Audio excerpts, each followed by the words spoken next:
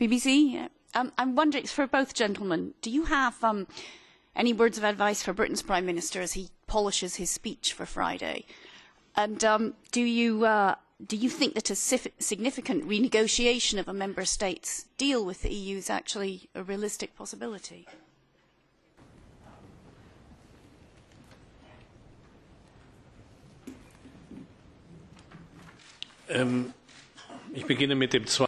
Well, perhaps I could start with the second part of your question, if I may. No. I don't think that there is a realistic possibility here to renegotiate the EU treaties. What we're experiencing, and what we have been experiencing for about 2 years now, is the following. Take, by example, Chancellor Merkel. She's insisting that we deepen the Eurozone and calling for a more integrated form of Euro governance. And that's the reason why she mandated Mr. Van Rompuy with the task of setting up a Van Rompuy group. Now, there are proposals from Mr. Van Rompuy. At the end of the day, I mean, we had also blueprint proposals from the Commission concerning changes to the treaty.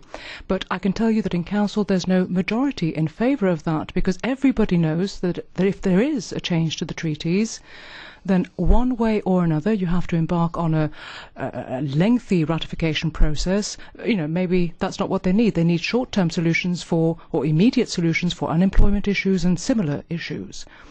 And then, secondly, I would say that there are several countries, I mean, I have here beside me the Prime Minister of one of those countries where, in addition to the ratification procedure, you know, you'd have to have a referendum procedure in some of these countries, and that too would be very time-consuming. And therefore, in answer to the question as to whether or not we should renegotiate the treaties, is that a realistic prospect as things stand right now? I would say no, no. So that was my response. As for the advice that I might give to David Cameron, my advice, I suppose, would be not to call for a renegotiation of the terms of the treaties, because it doesn't make sense, and I don't think there's a majority to support that either. Now, we all know that if he goes ahead with that motion, we know why he would be doing that. To be perfectly honest, the speech given by Mr. Cameron is not a speech to Europe. It's actually addressed to the House of Commons. It's addressed to the Tory party.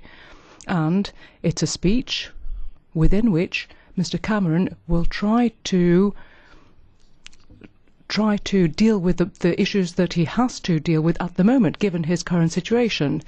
You know, we talk about the magician who wants to learn, but there are those who are still learning, in the process of learning. And I think that, in a way, there are forces that are making it very difficult for Mr. Cameron. I think a word of advice to Mr. Cameron would be that whatever he has elicited, he needs to somehow deal with now, because he's not going to find peace within the Tory family, and he certainly shouldn't find a solution that will be damaging to Europe.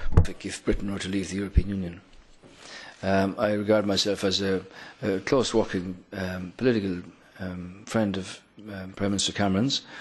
We signed a strategic partnership agreement with Britain last year.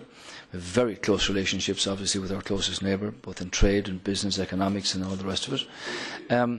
I made the point that Britain was one of the key drivers of the single market in the first place, and would be one of the main beneficiaries of concluded trade negotiations with Japan or India or Singapore and Canada. And I genuinely believe that while it will take some time to do this, the consequence of doing a deal with the United States between Europe and the US would be phenomenal in terms of all economies, and has the potential to rise them by 2% on average. I'll make this point to you as well. Last year, in the middle of all this austerity challenge and very difficult circumstances for people, where Ireland's reputation was in shreds, where our banks couldn't go back to the markets, where nobody wanted to know because of the dreadful state the country was in, our people were asked to vote on the Fiscal Stability Treaty, and they gave a 60-40 verdict in favour of that. And the reason they gave that is that they saw an opportunity that these economic challenges could be sorted out because of the power of the euro, because of the potential of the euro, the potential of the eurozone and the European Union. And that's a difference between our country and a lot of others. In our system, where there's a transfer of competency, you must have a referendum. We had them on Maastricht, on Amsterdam, on Lisbon, on Nice. So the people of our country understand the difference between the Parliament, the Commission and the Council. We're well acquainted with the issues of Europe. And we've seen the benefits from the Social Fund, the Cohesion Fund, the Structural Fund, the CAP and our interaction and engagement with the Union over 40 years. So, from that point of view, I agree with President Schulz. I cannot see renegotiations for any country in the time ahead.